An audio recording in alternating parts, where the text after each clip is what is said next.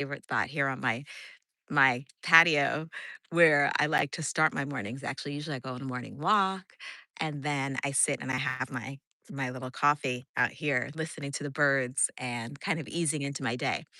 But I haven't always been able to do this, but I will say it is really important. I always talk about how important stress is, and especially as we go through perimenopause and menopause, or if we're struggling with prediabetes and insulin resistance, that sleep is really vital. And often those 3 a.m. Wakenings, hit. And a lot of times we try to address them by optimizing our bedtime routine, which is important, but it's also addressing, how our day is, how we wake up during the morning, but also how we self regulate over the course of the day. So, one of my favorite ways to start my day is this way. But actually, I thought that today I would use a different format. I thought I did a radio show this week where I shared the key to reversing prediabetes, the fact that prediabetes is reversible. I actually had this conversation several times over the course of the week with actually one of my nursing colleagues and another other colleague that works in a different field about prediabetes and about diabetes risk and genetics. And so one of the common things I hear is that diabetes is genetic, which we know, type 2 diabetes does run in families, and type 1 diabetes, does have some twin concordance, although it's lower than the type 2. And the next statement is, well, it's inevitable. There's nothing I can do about it. And I want to really address this because it's important because diabetes is definitely rising in our community. It's affecting people of all ages, children. It's becoming more common for children to present with prediabetes and other metabolic health concerns.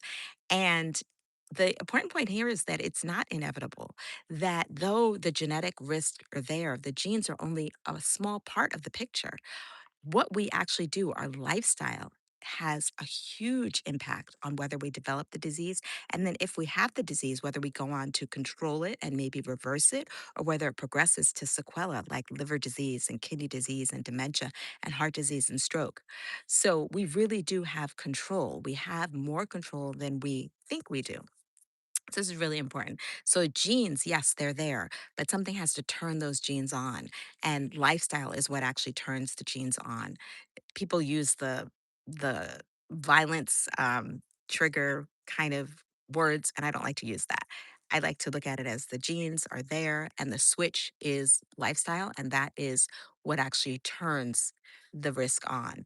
So lifestyle runs in families though too. So that's the really key thing is that families do tend to develop it, but because we all eat the same foods, we have the same as parents, we kind of set the standards for what our children do as far as what they eat, but how they move, how their stress levels, and these things are really the most important factors. And so these things actually are modifiable. We can really move towards improving it. So the next part of the conversation question was I always talk about abundance. Always talk about what we need to add and looking at it abundantly as opposed to focusing on what we shouldn't have. Because to me, when somebody says I can't have something, I immediately want that thing. And that's human nature, right? Human nature is to move away from um, pain. And so if we want to create a healthy habit that we can sustain, we have to look at the positive side of things, which is why I always talk about joy, joyful medicine, and a joyful approach, an abundance based approach. So, what should we consume abundantly? Fiber. So, the next question I get about fiber, it came up when I did this radio show this week was what about fiber supplements? So, fiber works on many different mechanisms. So, one of the mechanisms is yes, it definitely blunts your blood sugar response so it will slow the release of that glucose into the blood so that your body can handle it better. And certain foods actually have a longer response. So beans are one of those amazing foods that not only help blunt the response for the meal that you're consuming now, but also for the meal that you consume later. Up to 24 hours later. So beans really are magic. So though that's one way that fiber works. The other way that fiber works that often we don't talk about when we're talking about prediabetes is the microbiome. And the microbiome controls so much more than what we think. Our microbiome consists of trillions of microbes. And so those microbes actually outnumber human cells. So it is vitally important that these microbes are working with us. And microbes do work with us. When we have a healthy microbiome, when we have that healthy diversity, it actually supports our metabolism. It supports our mood, a healthy mood. It decreases our risk of stroke and heart disease and dementia. Our microbiome, when it works for us, it actually decreases inflammation. So let's get back to why fiber is important. So, fiber is what actually feeds the microbiome, and it's a diversity of fiber. It's fiber from plant foods that feeds the microbiome. And so that fiber has many effects. It also, if we get fiber from foods, those fiber rich foods also are really nutrient dense. They contain micronutrients and vitamins and minerals that our body thrives on, but they also contain antioxidants, which again help with that anti inflammatory effect. So when we consume fiber from whole unprocessed foods, we're actually getting so many more benefits than when we consume from a fiber supplement. So while my answer is in the short term, using fiber supplements to help bridge the gap are okay, we really want to focus on getting that diversity of fiber from plant foods. When we eat that rainbow, again, it supports that healthy microbiome and again contains all those micronutrients and antioxidants and polyphenols that help feed our gut health and lower inflammation. So, what are fiber rich foods? Fruits and vegetables, whole grains, beans and legumes, nuts and seeds, herbs and spices. So, all of these foods we should consume abundantly. And I never talk about what we shouldn't have. I mean, down the line, if somebody is really has a severe disease, then I do help, modulate and just maybe more, a little more precision. But the baseline, the focus is creating a foundation of healing foods. And so often, instead of focusing on what we eliminate, if we focus on creating that foundation that is rich with those plant foods that I just mentioned, then really we go a long way towards helping our body, supporting our body in its natural healing process. So that's one part of it. So fiber. So fiber supplements, eh, they're okay. But again, the fiber from foods is so much better.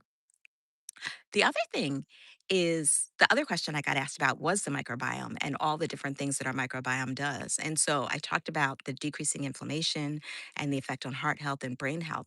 But one other important thing is, which I also didn't talk about, fiber. The other thing about fiber is its satiety. So fiber is just bulkier, right? So it fills our stomach naturally. And so that also turns off our hunger. So if we take the time to slow down and eat and pay attention to those hunger cues, if we eat a fiber rich meal, so filled with fiber, then we are able to limit what we consume, which again helps support healthy weight overall and health overall.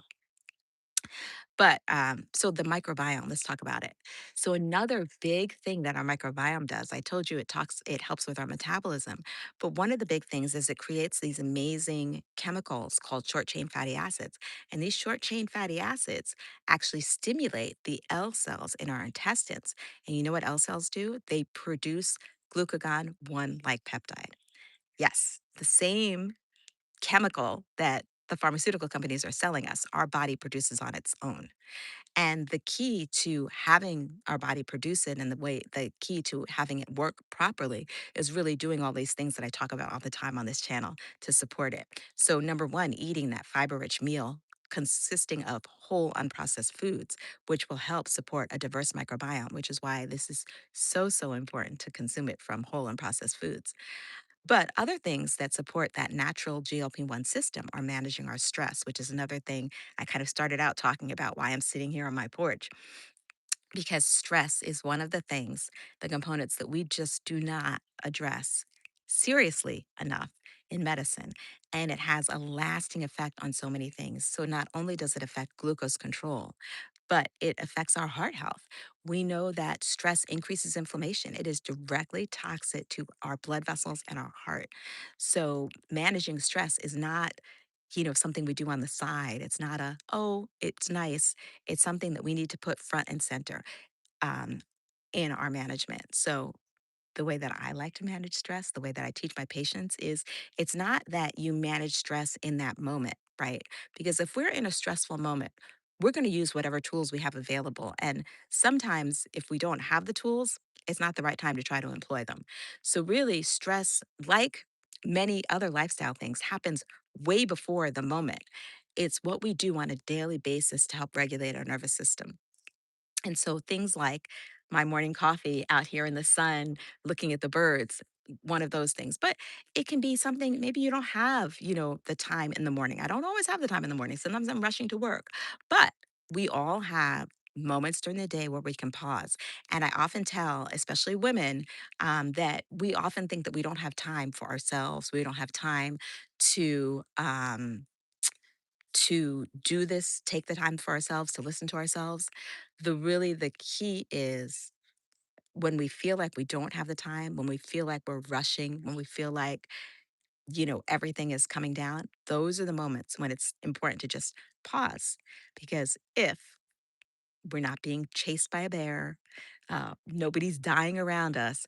We do have the time.